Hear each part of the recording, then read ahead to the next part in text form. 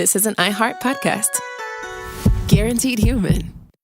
With no fees or minimums on checking accounts, it's no wonder that Capital One Bank Guy is so passionate about banking with Capital One. If he were here, he wouldn't just tell you about no fees or minimums. He'd also tell you about how Capital One cafes are open 7 days a week to assist with your banking needs. Yep, even on weekends. It's pretty much all he talks about, in a good way. What's in your wallet? Terms apply. See CapitalOne.com/bankguy. Capital One N.A., member FDIC.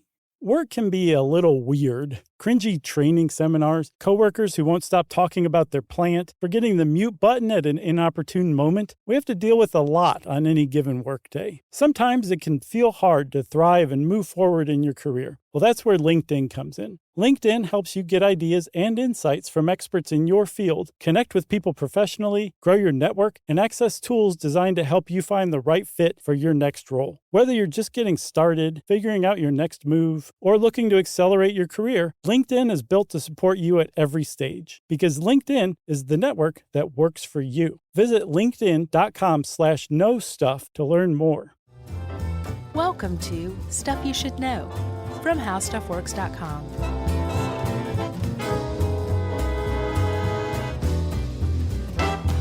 Hey, and welcome to the podcast. I'm Josh Clark. There's Charles W. Chuck Bryant. There's Jerry over there. I'm just going to come out and tell everybody, making fun of me for some weird reason. Vaguely, in weird ways, but I'm all right. So, Chuck, I have a story for you. Okay. I'm going to take us back to the 1770s in the swinging town of Vienna. Not Virginia, not Vienna, Georgia, which you know that's how they pronounce it, right? Vienna. Vienna sausages. Right. Vienna, Austria. You ever been there? Vienna, Austria? No. Been to Brussels. That was pretty close. Vienna's lovely. I'm sure. I think it's a lot like Brussels. Very clean, lovely town. Mm-hmm. I just remembered it being very clean. Yeah, very clean, gorgeous architecture. Weird little angled side streets. They're very narrow. Very pretty town.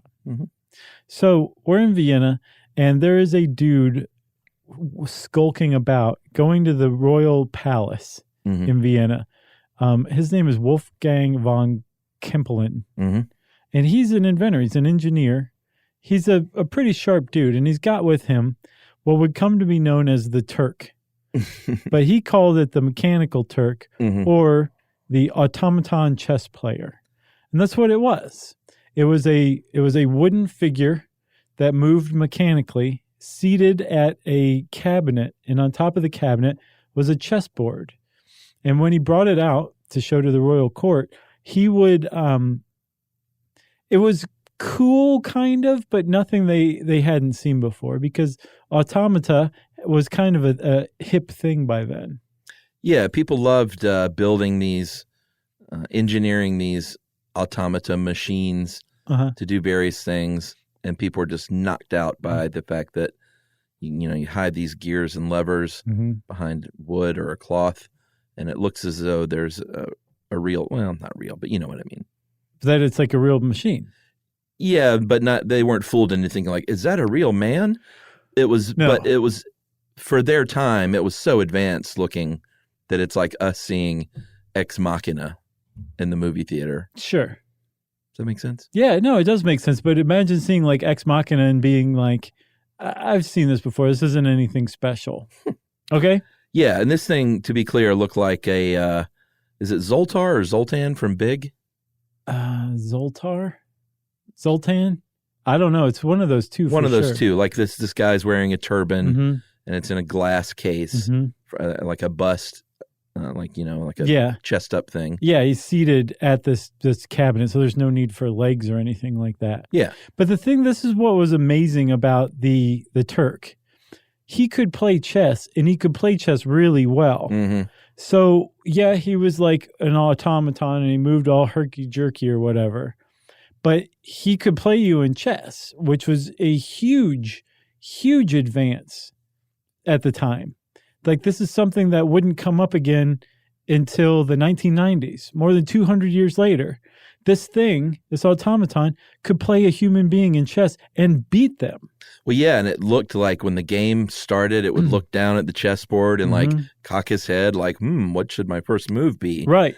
And if people, I love this part, if people tried to cheat, apparently Napoleon tried to cheat this thing, because this guy, he debuted it at the Viennese court, but then it went on a world tour. Yeah, and he was it was taken over by a successor to the guy who toured with it even further. People went nuts for this stuff. They did. They loved it because they were like, this is crazy. I can't believe what I'm seeing. Most people, though, were not taken in by it. They're like, there's some trick here. Sure. But von Kempelen and the guy who came after him, I don't remember his name, they would demonstrate. Yeah. You could open this cabinet and you could see all the workings of the mechanical Turk inside.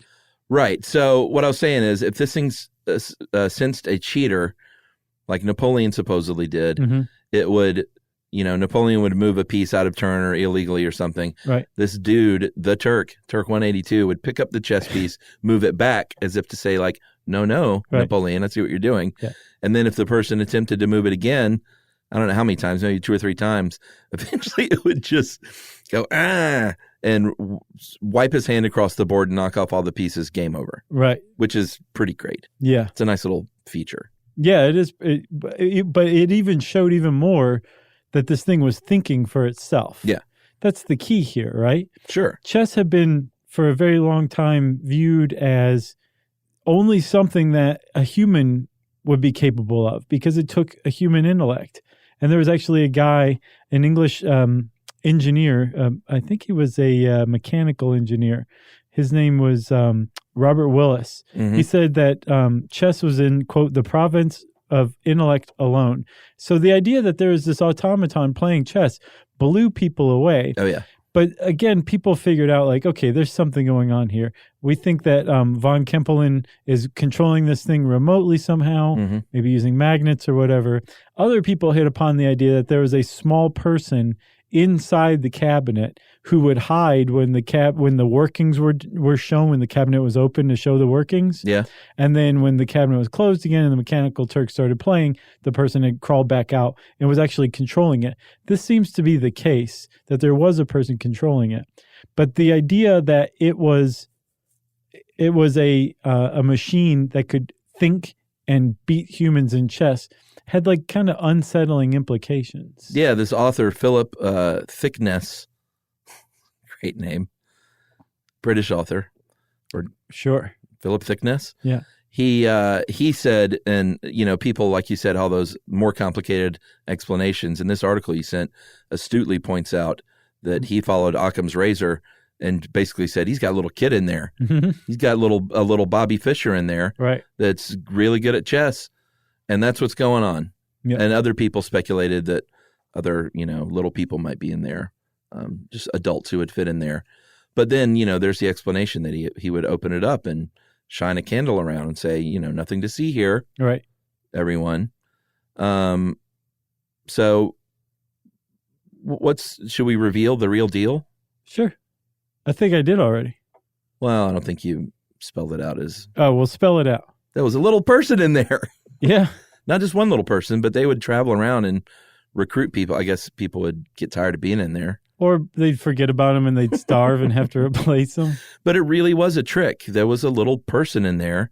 They did the same thing as like the magic axe, when they saw a person in half, it's the lady just gets into a tiny little ball in one section of that box. But my thing is this, this is not a satisfying explanation to me, Chuck. I think it's great. How did the person keep up with the board above? Well, I mean, I don't know if they ever proved exactly how it was going. That's what I'm saying. Oh, okay. Whether or not, I think the Zoltar, or I'm sorry, the Turk was just hollowed out, and you would just put your arms through the arm holes. So you would in your crawl head. up into the Turk. Yeah, you would become the Turk. Okay. You and the Turk would fuse. That's what some people thought. I think that's what Edgar Allan Poe thought too. He wrote a loved treatise this thing. on Are you it. kidding me? Right. Poe? Other people thought that the little person was underneath in the cabinet. operating the trick with levers and stuff like that. Well, there could have been a mirror or something, I guess like that's a little true. telescopic mirror. That's what's getting me is how would they keep up with the game? Right. You could keep track of the game, but how could you see where the other person moved? You would know where you moved, but you wouldn't be able to see where the other person moved. That's what I don't get. Just mirrors. Smoke and mirrors. Maybe so. But the point is it was a fake. It was a fraud, but it raised some really big questions about the idea of a machine beating a person at something like chess. Yeah, and it really piqued the mind of one Charles Babbage. He was a kid, or young at least at the time, when he saw the Turk in person. And a few years afterward, he began work on something called the difference engine, which was a machine that he designed to calculate mathematics automatically. So some point to this is kind of maybe the beginnings of humans trying to create AI.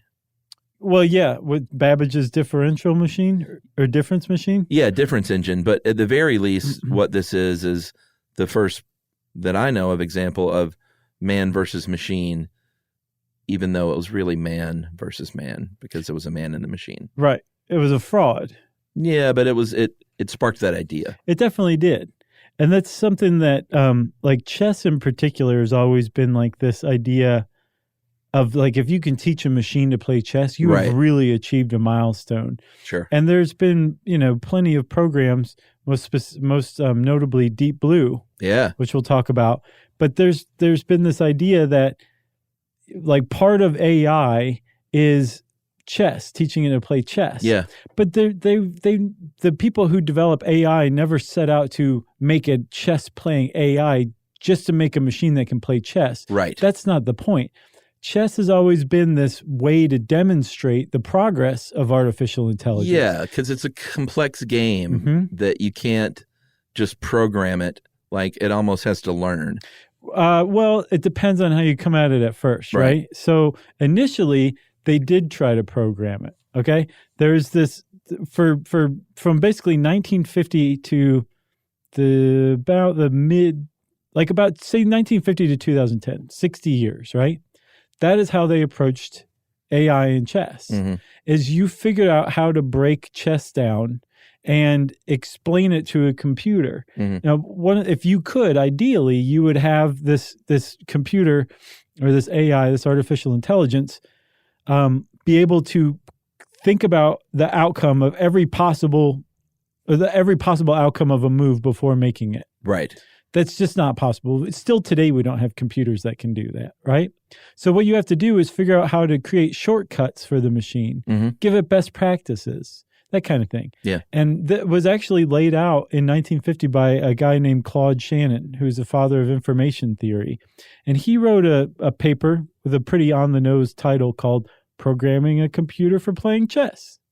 And you have to say it like that when you say the name. Yeah, it's got a question mark at the end. Right. But he laid out two big things.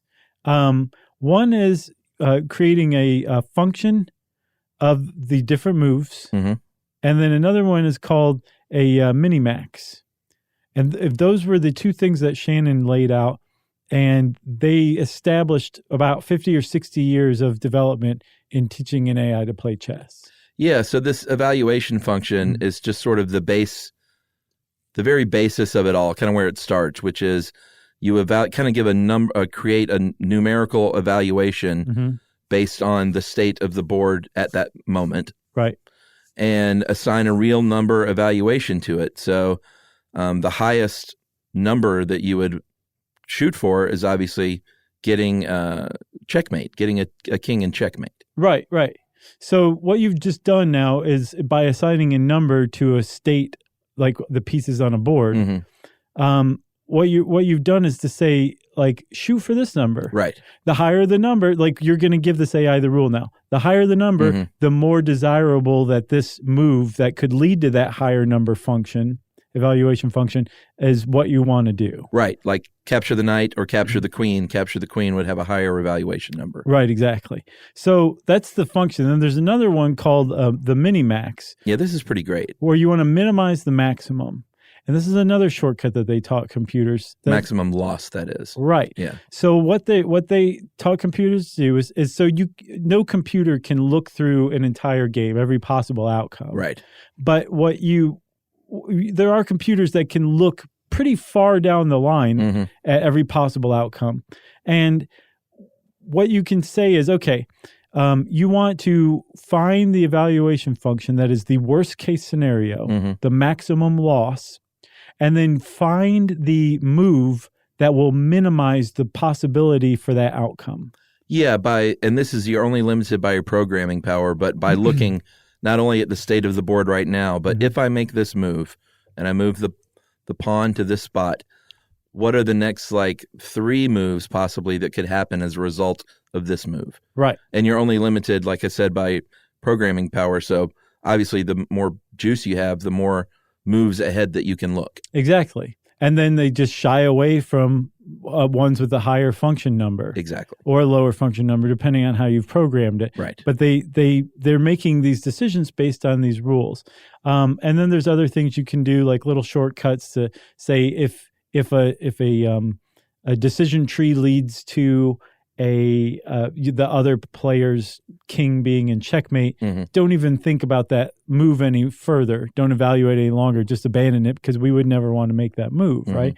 So there's all these shortcuts you can do, and that's what they did to teach computers. That's what Deep Blue did when it beat Garry Kasparov in 1997. It was this huge, massive computer that knew a lot about chess. It had a lot of rules, a lot of incredibly intricate programming that was extremely sharp, and it actually won. It became the first computer to beat an actual human chess grandmaster in regulation match play. Yeah, I mean, and I don't think Kasparov gets enough credit for being willing to do this, because it was a big deal for him to lose. It was in this community and the AI community, it sent shockwaves, and everyone that was alive remembers, even if you didn't know anything about either one, remembers Deep Blue being all over the news. It was a really big deal, and Kasparov put his name on the line and lost. Yeah, and I was wondering, Chuck, how you would get somebody to do that. I'm sure a mountain of cash. I guess that would probably be part of it, but I also probably think, got paid. I mean, I don't know. I bet that's out there. I just didn't look it up. So that's possible. It's also possible that they said, "Look, man, this is chess we're talking about or whatever, but really what you're doing is helping advance artificial intelligence." Right. Because we're not really trying ultimately to win chess games. Right. We're trying to cure cancer. I mean, yeah, we're going to take your title because we're going to beat you, or our machine's going to beat you. But even still, you're going to be helping with cancer. Think of the cancer, Kasparov. That's probably what they said. Should we take a break? Yeah, let's. Wait. Well, should we tease our special guest first? Is he okay? I can smell him. I don't think we even said we're going to have a special guest later in the episode. Mr. Jonathan Strickland of Tech Stuff. Nice. It's just been a long time years since we had Strick on. The last time we had Strick on was 2009 with the Necronomicon episode. Where's he been besides sitting in between us every day? It's been a Strickland drought is what it's been. Yeah, so Strickland's coming later, but we're going to come back after this and talk a little bit more about man versus machine. Welcome to Stuff You Should Know.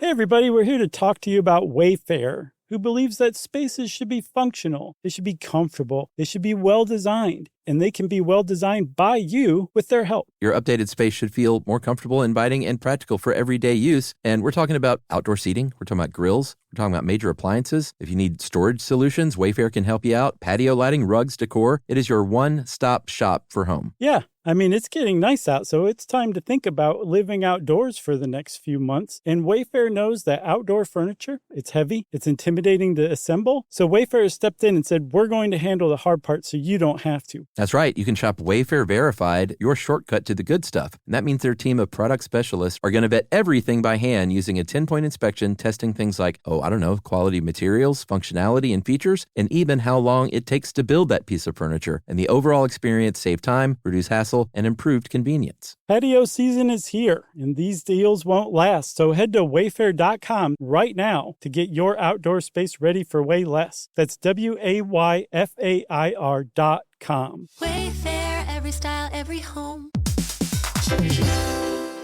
Hey, everybody. I want to talk to you a little bit about Tide Evo because it represents over 10 years of innovation and product development. Tide Evo is a first-of-its-kind technology where tens of thousands of minuscule fibers are spun together to form a 6 times powerful layer packed with scrubbers, brighteners, pre-treaters, and fresheners. And that's going to deliver a breakthrough clean that's so powerful, it feels like magic. Yeah, it is kind of like magic. Tide Evo is revolutionary. A 100% concentrated, waterless laundry tile that's made of compressed microfiber soap layers rather than liquid or powder. And it's not like pods or sheets because it uses 6 layers of detergent fibers to deliver superior cold water cleaning without plastic packaging of any kind. And it provides a mess-free, lightweight solution that dissolves lickety-split. So whenever you run into a laundry challenge, turn to Tide Evo. It's revolutionary. It's magic. Try new Tide Evo. Real laundry magic.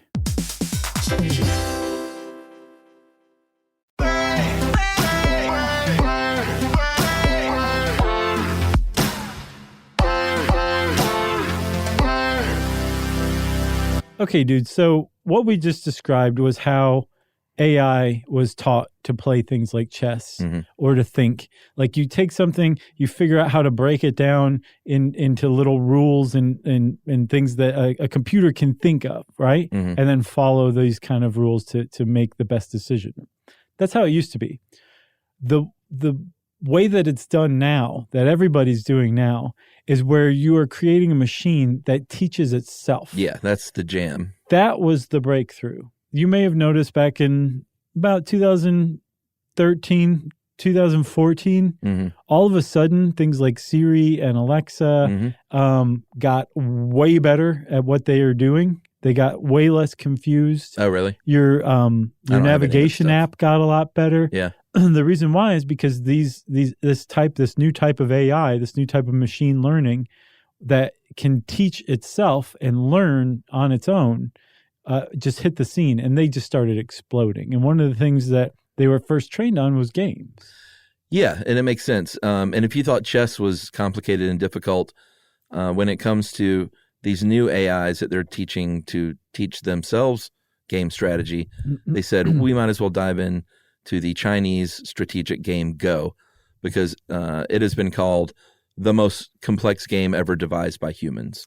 Yeah. And that was actually a quote from Demi Hasabi, the neuroscientist and the founder of DeepMind, which was DeepMind. They were purchased by Google, or were they always part of Google? I don't know if they were a spun-off branch or where they were purchased, but it's one of Google's AI outfits. Well, they're one of the teams, that are designing these new programs. And to give you an idea of how complex Go is, it deals with a board with different stones, and there are 10. How do you even say that? 10 to the 170th power. So that means 170 zeros, and take that number, and that's the number of possible configurations of a Go board. Right. So, like you say, chess is very complex and complicated, and it's very difficult to master. Go, and I've never played Go. Have you? No. So it's easy to learn. Right, but very complicated in its simplicity. Right, exactly. It's extremely difficult to master. And there was a guy in the late 90s, and I'm guessing that he was saying this after Deep Blue beat Kasparov. It was an astrophysicist from Princeton. He said that it would probably be 100 years before a computer beats a human at Go. To give you an idea of just how complex Go is, that Deep Blue would just beat Kasparov, and this guy's saying it'll still be 100 years before anyone gets beat at Go by a computer. And he was someone who knew about this stuff. He was an astrophysicist. He wasn't just some schmo at home and drunk in his recliner. Right. Just making asinine predictions. So, and again, we've said this before, but I want to reiterate, the people that I think AlphaGo is the name of this program, the people that created this at DeepMind, they wanted to stress that this is a problem-solving program. We're just teaching it this game at first to make it learn and to see if it can get good at what it does. But they said it is built with the idea that any task that has a lot of data that is unstructured and you want to find patterns in the data and then decide what to do. Right. And that's kind of like what we were talking about. It crunches down all these possible options, aka data, to decide what move should I make. Right. And you could apply that. Ideally, they're going to apply this to Alzheimer's and cancer and all sorts of things. Right. That's general purpose thinking, right? Yeah. And thinking on the fly, too, when faced with novel stuff. So one of the reasons why it's good to use games like chess or Go or whatever, those are called perfect information games, where both players or anybody watching has all the information that's available on it. Right. There are definite rules, there's structure. It's a good proving ground. But as we'll see, AI makers are getting further and further away from those structured games as their AI becomes more and more sophisticated, because the structure and the limitations aren't necessarily needed anymore, because these things are starting to be able to think on their own in a very generalized and even creative way. Yeah, it's really, really interesting. Yeah. The way that they're, like you said earlier and before the break, that we don't have computers that can run all the possibilities. So what they teach in the case of AlphaGo, this program teaches itself by playing itself in these games, in Go specifically. And the more it plays itself, the more it learns, and the more ability it has during a game to choose a move by narrowing down possibilities. So instead of like, well, there are 20 million different variations here, by playing itself, it's able to say, well, in this scenario, there are really only 50 different moves that I could or should make. Right. Or that's kind of a simplified way to say it, but right. No, but it's true. But that's exactly right. And what they're doing is basically the same thing that a human does. It's going back to its memory banks. Yeah, exactly. Its experience, and saying, well, I've been faced with something like this before, and this is what I used, and it was successful 40 out of 50 times. I'll do this one. This is a pretty reasonable move. Yeah. That is what humans do. Yeah, not only, I mean, boy, we screwed up the chess episode, but I get the idea that when you're a chess master, you don't just think, what do the numbers say and what does the book say? Right. But, oh man, I did this move that one time and it didn't go as the book said. Right. So that's now factored into my thinking. Right. Except imagine being able to learn from scratch and get to that point in 8 days or 8 hours. Yeah. So that Go team, the AlphaGo, the first iteration of AlphaGo, I think they started working on it in 2014. And in 2016, at the end of 2016, they unleashed it secretly onto an AlphaGo website. And it started just wiping the floor with everybody. Yeah. Everybody's like, this thing's pretty good. Oh, it's AlphaGo. What year is this? That was the end of 2016. Okay, so chess had already come and gone. Like, oh yeah, by this point, you can download a program that's like Deep Blue, right? That's a great point. Yeah, like today, the stuff you play chess with on your laptop is even more advanced than Deep Blue was in the 90s, and it's crazy. just on your laptop. Yeah. But this is Go. This is the end of 2016. The end of 2017, AlphaGo was replaced with AlphaGo Zero. It learned what AlphaGo had taken 2 years or 3 years to learn in 40 days by teaching itself. And it beat the master. Yeah. And finally, in May of 2017, AlphaGo took on Key G, the highest ranked Go player in the world. Don't know if he or she still is. No, Lee Sedol is the current, or was until AlphaGo beat him. Oh man, yeah. Did they get knocked off and AlphaGo is the champion? Yeah, like that's not fair. I if it's match play and the human player has accepted a challenge from the computer, really? I don't see why it wouldn't be the world champion. Or do they just now say on websites like human champion, maybe in italics with like a sneer? Right, maybe. Yeah. Interesting. What do they call that? Wetware? Like your brain, your neurons and all that? What? Instead of hardware, it's wetware? Oh, I don't know about that. I think that's the term for it. What does that mean, though? It means like you have a substrate, right? Your intelligence, your intellect is based on your neurons and they're firing all that stuff, and it's wet and squishy and meat. Then there's hardware that you can do the same thing on. You can build intelligence on, but it's hardware. It's not wetware. Oh, interesting. So that's probably it. It's the wetware champion versus the hardware champion. But wetware is italicized. With the sneer. So where things really got interesting, because you were talking earlier about what is it with the chess and Go? What are they called? What kind of games?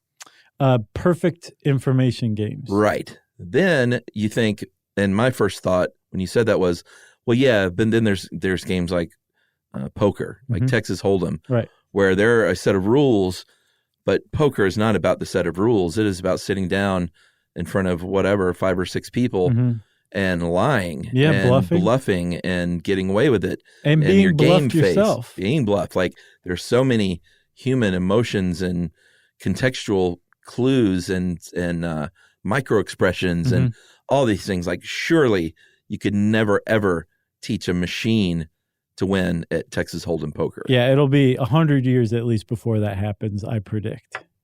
No, they did it. Man. And more than one team has done it. Yeah, I read there was one from Carnegie Mellon called Liberatus AI. Go Mellon heads. Yeah. Go the Thornton Mellons.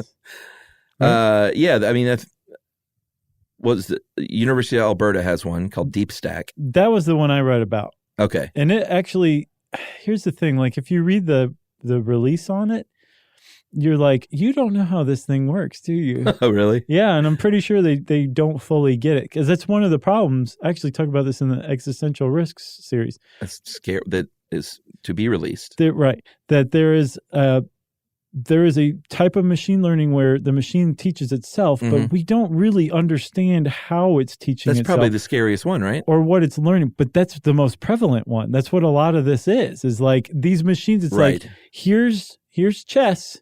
Here, go figure it out. And they go, okay, got it. How'd you do that? Wouldn't you like to know? So that's the scariest presentation you will see on AI is when someone says, well, how does all this work? And they go, Right.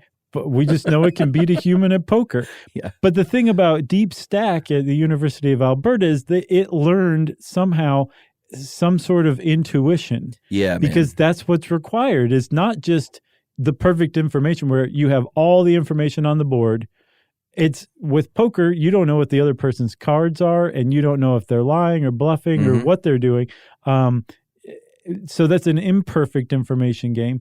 So that would require intuition. And apparently not one, but 2 different research groups taught AI to intuit. Yeah, Carnegie Mellon came out in January of 2017 with its Liberatus AI. And they said they spent 20 days playing 120,000 hands of Texas Hold'em with 4 professional poker players, and won and smoked him basically. Got up to, they weren't playing with real money, obviously, but they that would have been great. They were playing with Skittles like me as a kid. Funded their next project. Liberatus was up by 1.7 million, and one of the quotes from one of the poker players that he made to Wired magazine said, I felt like I was playing against someone who was cheating. Like it could see my cards. I'm not accusing it of cheating. It was just that good. Right. So that's a really interesting thing, man, that they could self-teach a program, or a program could teach itself intuition. Right. It's creepy. Yeah. I thought this part was interesting, the Atari stuff. Yeah. This gets pretty fun. Google DeepMind let its AI wreak havoc on Atari, 49 different Atari 2600 games, see if it could figure out how to win. And apparently the most difficult one was Miss Pac-Man, which is a tough game still, man. Miss Pac-Man, they nailed it. It's still one of the great games. But their game, or their deep Q network algorithm beat it. Yeah. I think it got the highest score, 999,900 points. And no human or machine has ever achieved that high score from what I understand. Amazing. And the way this one does it, the hybrid reward architecture that it uses is really interesting. It says here it generates a top agent that's like a senior manager, and then all these other 150 individual agents. So it's almost like they've devised this artificial structural hierarchy of these little worker agents that go out and collect, I guess, data and then move it up the chain to this top agent. Right. And then this thing says, okay, I think that you're probably right. What these agents are probably doing, and I don't know this is exactly true, but there are models out there like this where the agent says, this is you have a 90% chance of success at getting this pellet if we take this action. Somebody else says, you got an 82% chance of evading this ghost if we go this way. And then the top agent, the senior manager, can put all this stuff together and say, well, if I listen to this guy and this guy, not only will I evade this ghost, I'll go get this pellet. And it's based on what confidence level that the lower agents have in success in recommending these moves, and then the top agent weighs these things. Wow, they should give him a little cap. But all this is happening like that. Oh yeah, you know what I'm saying? This isn't like, well, hold on, everybody. What is Harvey? What do you have to say? Well, let's get some Chinese in here and hash it out. And everybody sits there and orders some Chinese food, and then you wait for it to come, and then you pick up the meeting from that point on. And then finally, Harvey gives his idea, but he forgot what he was talking about, so he just sits down and eats his egg roll. Well, here's a pretty frightening survey. There was a survey of more than 350 AI researchers, and they had the following things to say. And these are the pros that are doing this for a living. They predicted that within 10 years, AI will drive better than we do. By 2049, they will be able to write a best-selling novel. AI will generate this. And by 2053, be better at performing surgery than humans are. So again, one of the things about the field of artificial intelligence, which you know a lot about now. Famous. Yeah. I do. It is famous for making huge predictions that did not pan out. Sure. But you've also seen it's also famous for beating predictions that have been levied against it. But there is something in there, Chuck, that stands out to me, and that's the idea of an AI writing a novel. Like for a very long time, I thought, well, yeah, okay, you can teach a robot arm to like put a car part or something somewhere if you wanted to. Yeah. Just follow these mechanical things. Or it can use intuition, or it can use logic and reason, but to create, that's different, right? That was like the new frontier. Right. Where it used to be chess and then it was Go. The next frontier is creativity. And they're starting to bang on that door big time. There's a game designing AI called Angelina out of the University of Falmouth, which I always want to say Foulmouth. Yeah. But we'll just call it Falmouth like it's supposed to. And Angelina actually comes up with ideas for new games. Not like a different level or something like you should put a purple loincloth on that player. That'll look kind of cool. Like new games, but whacked out games that humans would never think of.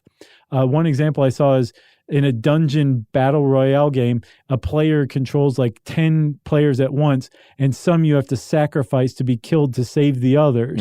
Like just stuff that a human wouldn't necessarily think of. Yeah. This AI is coming up with.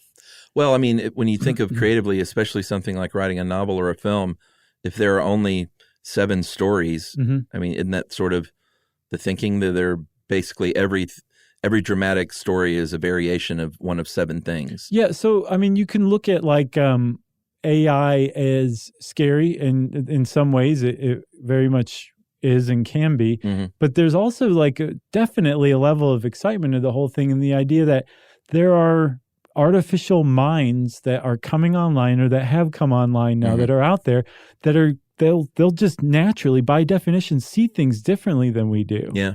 And the idea that they can come up with stuff that we've never even thought of that is just going to knock our socks off, hopefully in good ways, that's a really cool thing. And so maybe there's just 7 as far as humans know, but there's an unlimited amount if you put computer minds to thinking about these kind of things. That's the premise of it.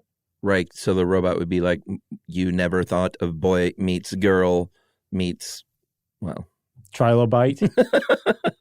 But see, even that's a variation of probably. Right. Just imagine something that just we've never even thought of. Well, do you know how they should do this? If they do that, is just release a book and not tell anyone that it was written by an AI program, Because if they do that, then it's going to be so under scrutiny. Oh, yeah. They should secretly release this book. And then after it's a New York Times bestseller, say, meet the Whopper, the author of this. Right. You know? His interests are roller skating, playing tic-tac-toe, and global thermonuclear war. All right. Should we take a break and get Strickland in here? Yeah, we're going to end the Strickland drought because it is about to rain Strickland in this piece. You gross.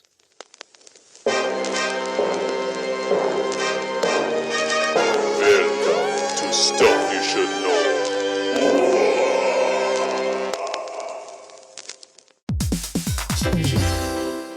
Hey, everybody. I want to talk to you a little bit about Tide Evo because it represents over 10 years of innovation and product development. Tide Evo is a first-of-its-kind technology where tens of thousands of minuscule fibers are spun together to form a 6 times powerful layer packed with scrubbers, brighteners, pre-treaters, and fresheners. And that's going to deliver a breakthrough clean that's so powerful, it feels like magic. Yeah, it is kind of like magic. Tide Evo is revolutionary. A 100% concentrated, waterless laundry tile that's made of compressed microfiber soap layers rather than liquid or powder. And it's not like pods or sheets because it uses 6 layers of detergent fibers to deliver superior cold water cleaning without plastic packaging of any kind. And it provides a mess-free, lightweight solution that dissolves lickety-split. So whenever you run into a laundry challenge, turn to Tide Evo. It's revolutionary. It's magic. Try new Tide Evo. Real laundry magic.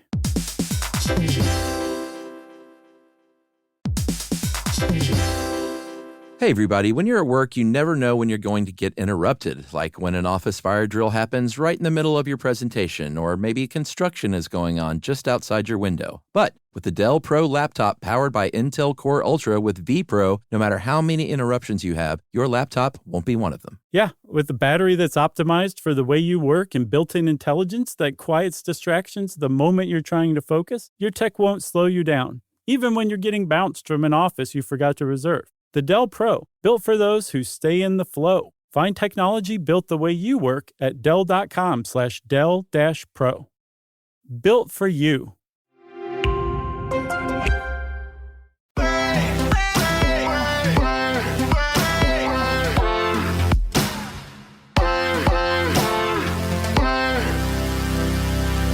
Okay, we're back, and get this. The scent of Strick has permeated our place, and it's a beautiful scent. It smells like a soldering gun and a circuit board. And I'll feel the lavender. And a protein bar. That's fair. I was going to say Draco Noir, but that would have been a lie. Is that how you say it? I always call it Dracar. Dracar? That's fair. Dracar. I always pronounced it Benetton Colors. That was what I wore. Oh, is that what you wore? Yeah, during my, what I call the year of cologne. Mm-hmm. I had a couple of years. 87-ish. This is scintillating. Why am I here? Oh, yeah. So we know that you already know because we talked via email about this, but we'll tell everybody else. We have brought you in here because you're the master of tech, and we are talking tech today, which we've talked about without you before, but frankly, Chuck and I and Jerry huddled, and we said, this is not quite as good without Strick, so let's try something different. Gotcha. And we're talking about games and machine versus man and that whole evolution and how that's gone super crazy over the last few years. Games right? without frontiers, as Peter Gabriel would say. Yeah. War without fear. And we've talked a lot about the evolution of machine learning and how now it's starting to take off like a rocket because they can teach themselves. Right. But one thing we haven't really talked about are solved games. I mean, we talked about chess. Yeah. We talked about Go. Right. Would those constitute solved games? Not really. So a solved game is the concept where if you were to assume perfect play on either sides of the game, you would always know how it was going to end. Which we always assume perfect play, right? Yeah. That's kind of our bag. That's the stuff you should know motto. So perfect play just meaning that no one ever makes a mistake. So very much the way I do my work. Mm-hmm. Right? The stuff you should know motto. Exactly. So if you were to take a game like tic-tac-toe and you assume perfect play on both sides, it is always going to end in a draw. Which is what's in war games. Yes. Right? The only way to win is not to play. Right. Yes. So a game it's like... quitter talk. A game like Connect 4, whoever goes first is always going to win, assuming perfect play on both sides. Yes. What? I don't think I've played Connect 4. That's where you drop, or in a long time, that's the one where you drop the little tokens. Yeah, kind of like checkers. We did an interstitial with playing Connect 4, remember? I was faking it, though. And you had perfect play, so I knew it was useless. No, I was going to say that I'm so humiliated by all the Connect 4 games that I've lost, starting even. Yeah. But I mean, perfect play, that's something that obviously only the best players typically achieve with significantly complex games. Obviously, the simpler the game, the easier it is to play perfectly. Right. Tic-tac-toe, if you know, once you've mastered the basics of tic-tac-toe and the other person has, you're never really going to win unless someone has just made a silly mistake because they weren't paying attention. Like they put a star instead of an X. Right. Which doesn't count. Automatically disqualifies you. One thing I've found that's very enjoyable is playing with little kids who haven't figured out that tic-tac-toe is very easy to play. Yeah. Yes. You smash their face in the board and rub it in. Yeah. I mean, it's the same reason why I like to join in on Little League games, because I can really whale that ball out of the park. Yeah. It really makes me feel like a man. That's the most tech stuffy thing you've ever said.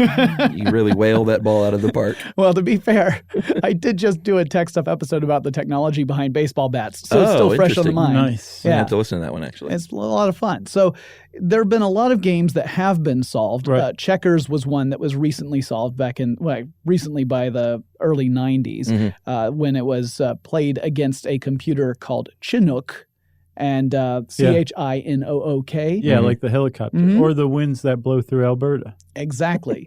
And so there are certain games that are more easily solved than others. You do it through an algorithm, but other games like chess are more complicated because in chess you have multiple moves that you can do where you can move a piece back the way you win, right?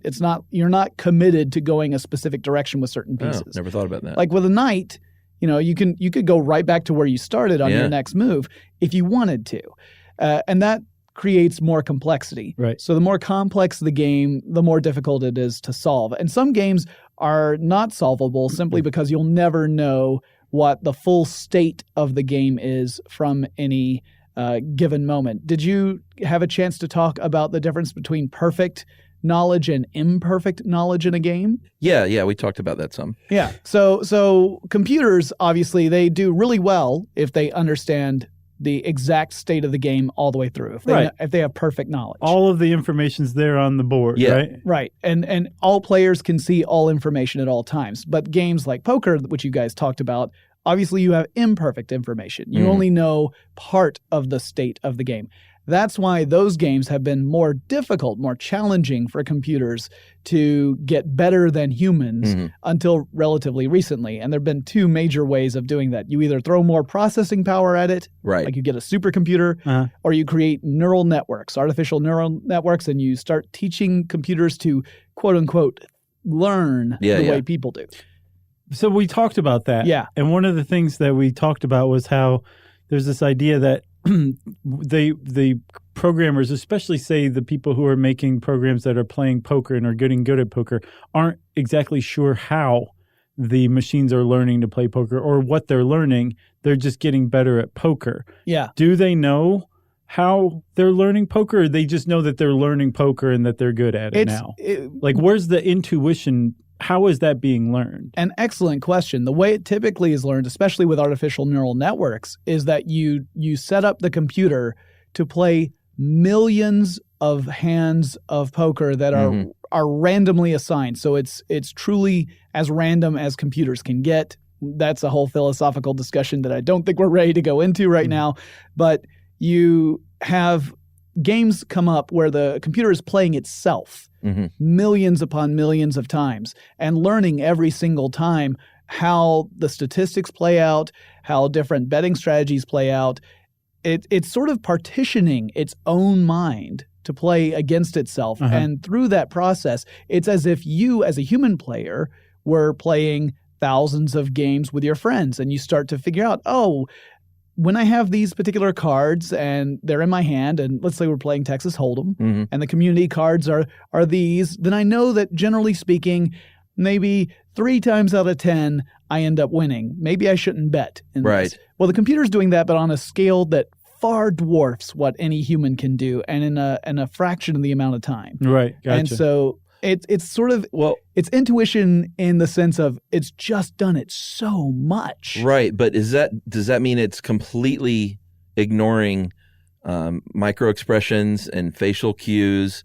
So that doesn't even come into play. Yeah, it doesn't. I should say Strickland just nodded yes. Yeah, I was waiting for Chuck to finish. How many years have you been doing this? Well, I still nod when I do a solo show and I do a lot of expressive dance. What do you think, Jonathan? I don't know, Jonathan. Yeah, it gets lonely in here, guys. No, but yes, what you're saying, all the tells, right? Yeah. The tells that you would use as a human player, the computer does not pick up on this. Typically so it's speaking, just data. Yes. Typically what it would do is it would study the outcomes of the games from a purely statistical expression. So all right, well, that makes more sense. Most of these poker games tend to be computer-based poker games. So it's not that it's playing, like it's not like there's a computer that says, push 10 more chips into the table. It's eye tick. Right, exactly. It's a little winky face emoticon. Like, I don't have good cards. No, it's all usually over sort of like internet poker, which a lot of the people who play professional poker cut their teeth on. Sure. Especially, in the more recent generations of professional poker players. These kids today. Yeah. They don't know what it's like to be in a smoky saloon. Like Moneymaker. When Moneymaker rose to the top a few years ago, well, more like a decade ago now, he had come from the world of internet poker. And so he was using those same sort of skills in a real world setting. But obviously there are subtle things that we humans do in our expressions that computers do not pick up on. And in fact, that leads us sort of into the realm of games where computers don't do as well as humans. Yeah, is that list you sent a joke or is it real? No, that's real. It does seem like it's weird. Like one of the games on there is Pictionary, for example, right? Or Tag, yeah. But some of these are they sound silly, but when you start to think about them in terms of computation and robotics, you start to realize how incredibly complex it is from a technical perspective, but incredibly easy it is for your average human being. Okay. So with humans, a game of tag, once you know the basics, it's all an instinct. You know what to do. You run after the person, you try to catch up with them, and you tag them. But you also know... You push them in the back as hard as you can. Well, if you're Josh, you push them as hard as you can. But most of us, we tag, and we're not trying to cause harm. Robots, however, not so good on the... That's the second stuffiest thing you said. I'm just saying...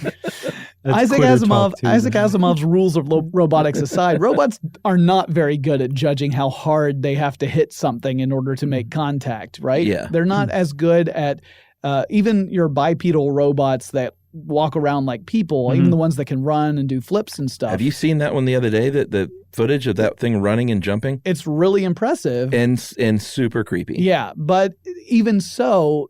That's a clip of the best of. If you ever see the clips where they show all the times the robot's fallen over, or pouring hot coffee in someone's head. Yes, but they always play those clip shows to yakety sax. Yes, this is true. So DARPA had its big robotics challenge a few years ago where they had bipedal robots try to go through a scenario that was simulating the Fukushima nuclear disaster. So the interesting thing was the robot had to complete a series of tasks that would have been mundane to humans. Things like open up a door and walk through it and pick up a power tool and use it against a wall. Yeah.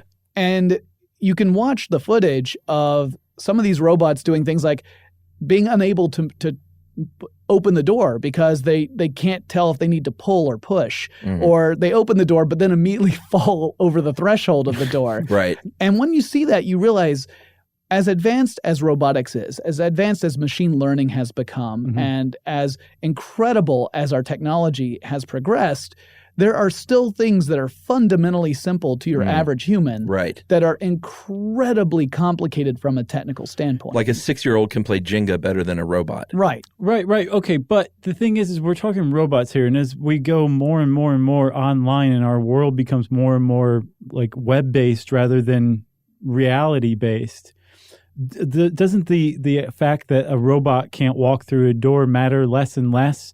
And the idea that machines are learning intellect and the robot creativity is the and door. reasoning, you just blew my mind. That's becoming more and more vital and important and something we should be paying attention to? It absolutely is something we should pay attention to. I mean, we have robotic stock traders that they're trading thousands of trades per second, right? So fast that we have had stock market booms and crashes that last less than a second long due to that. So the robot army that will ultimately defeat us is not something from the Terminator. It's invisible. Right. It's online. Or it will be online. It's what's determining our retirement. Right. Now. Or the global economy, or our municipal water supply, or whatever. Yeah. No, the fascinating thing to me about this is not just that we're training machine intelligence to learn and to perform at a level better than humans, but that we're putting a lot of trust in those devices, in things that have real incredible impact on our lives, significant enough impact where if things were to go south, it would be really bad for us. And not in that Terminator respect. Terminator is a terrifying dystopian science fiction story, but then when you realize what could really happen behind the scenes, you think, oh, the robots don't have to do any physical harm to us to really mess things up. Right. So there are certainly some cases for us to be very vigilant in the way we deploy this artificial intelligence. Do it right from the outset. Exactly. And that's but isn't it too late? Depends. No, not necessarily. I think I don't think it's too late, but I think it's getting to that point of no return very, very quickly by December of this year. Yeah. Well, if you're someone like Elon Musk, you'd say if we don't do something now, we're totally going to plummet off the edge of the cliff. But now is a window that is rapidly closing. Yes. Yeah. Yeah. The now is a time where we've got a deadline. We don't know exactly when that deadline is going to be up, but we know that it's not getting further out. We're just getting closer to that deadline. So, and a lot of this is covered in deep conversations in the artificial intelligence and machine learning fields that has been going on for ages, to the point where you even have bodies like the European Union that have debated on concepts like granting personhood to artificial intelligence. Right, yeah. So this is a really fascinating and deep subject that, and the games thing is a great entry point into having that conversation. I'm lucky if I can win a game of chess against another human being. Oh yeah, right. So I can't even describe chess.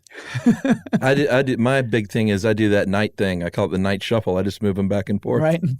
I just castle. If I can castle, then I'm so happy. I just and that's the third tech stuffiest thing. Right. They come in threes. Well, Strick, thank you for stopping by. Thank I think you you so should much. stick around for listener mail. I think you should too. I'd love to. And throw out any funny comments that you have. I'll throw out comments, and then Jerry can decide which ones are funny. Okay. All right. Fair enough. All right. So if you want to know more about AI, go listen to Tech Stuff. Strick does this every week. What days? Monday, Tuesday, Wednesday, Thursday, and Friday. Wow. That's amazing, buddy. Yeah. And wherever you find your podcasts? Yep. Okay. And you've been doing it for years. So if you love this, there's a whole big backlog, 900 plus episodes. Yeah, you're celebrating your 10 year as well, right? Yep, I sure am. We'll be turning 10 in Tech Stuff on June 11th. Oh, nice. Congratulations. Happy anniversary, Thanks. man. Well, since I said happy anniversary, it means it's time for listener mail. Guys, I'm going to call this Matt Groening and cultural relativism. How about that? Nice. Hey guys, love your podcast so much. The massive archive makes for endless learning and entertainment. My favorite part is you're such rad guys, including Strickland, and I could totally imagine, how did they know? I could totally imagine myself getting a beer with you two, but without Strickland. Your Simpsons episodes were absolutely perfect. I used to live in Portland and drove on Flanders and Lovejoy streets a lot. Wait, is this Matt Groening? No. Okay. Matt Groening drew Bart and the sidewalk cement behind Lincoln High School in downtown Portland. You can Google that. I would like to offer one interesting observation, though. I've noticed that on several episodes, you guys have said that you are cultural relativists. Is that pronounced right? Yeah. Yeah. But then in nearly every episode, I hear you pass moral judgments on all the messed up stuff that people do, whether it's racism, freak shows, or crematoriums burying bodies on the sly. You guys are never shy to condemn something that deserves to be condemned. Reminds me of something I read from Yale sociologist Philip Gorski, who points out that our own relativism is rarely as radical as our theory requires. We can't be complete relativists in our daily lives. He then gives the example of how academic social scientists who are diehard relativists get furious at and moralistic at the data fudging of other researchers. Wah, wah. Anyway, love the show, guys. Love tech stuff especially, and will forever be indebted to you for your hilarity and knowledgeability. Cheers, Jesse Lusko. P.S. Go tech stuff. That's sweet. How about that? Yeah, thanks a lot, Jesse. There was an actual episode, and I don't remember which one it was, where we abandoned our cultural relativism. Do you remember? Yeah. Because we used to just be like, no judgment. Right. No, we just can't judge, And then finally we were like, you know what? No, that's not true. We changed our philosophy to include the idea that there are moral absolutes that are universal. Although sometimes we are just judgy, even beyond that. Look at us. Yeah. Well, if you want to get in touch with us, you can tweet to us. I'm at Josh Clark, and John Strickland's at John Strickland. That's correct. On Twitter. Chuck's at Movie Crush. And you have a Tech Stuff HSW Twitter, right? That's right. And then we also have SYSK Podcast. We're on Facebook.com/StuffYouShouldKnow/ Tech Stuff. and / Movie Crush? Oh, do you have a Movie Crush page? For Facebook? Yeah. Yeah, that's actually where I spend most of my time. Oh, I didn't know that. I would have Yeah. said it. Oh, it's time. That's and all then right. there's also a /Stuff You Should Know Facebook page. You guys have a lot of Facebooking to do. It So turns many out. social medias flying around. You can send us an email to stuffpodcast@howstuffworks.com. You can send John an email to techstuff@howstuffworks.com. nice. And then hang out with us at our home on the web, stuffyoushouldknow.com. And Just go to Tech Stuff. Just search it in Google. I come up all the time. fair enough.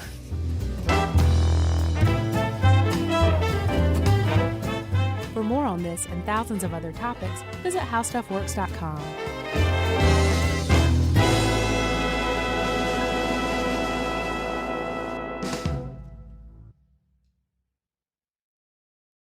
Introducing the all-new Mazda CX-5, featuring more connection. Hey Google, where's the nearest Pilates class? Safety that has your back. More discovery on the scenic routes. More passion in the details. And more control in changing weather. The all-new Mazda CX-5. More to move every side of you. See it in 5 films at MazdaUSA.com/5sides. Google is a trademark of Google LLC. Sequences shortened and simulated. Everyone knows winter is the real mess maker. You don't need WeatherTech floor liners for summer unless you hit the beach and half the beach ends up back in your car, or the campsite dirt ends up in your trunk. Then you'd want a cargo liner, or a road trip goes sideways, lemonade spills, ketchup goes rogue, ice cream drips. Yeah, you'd be pretty happy about those WeatherTech seat protectors. So just to be clear, as the mud you're inevitably going to step in this summer, you don't need WeatherTech unless you plan on doing summer. Visit WeatherTech.com today. This is an iHeart podcast. Guaranteed human.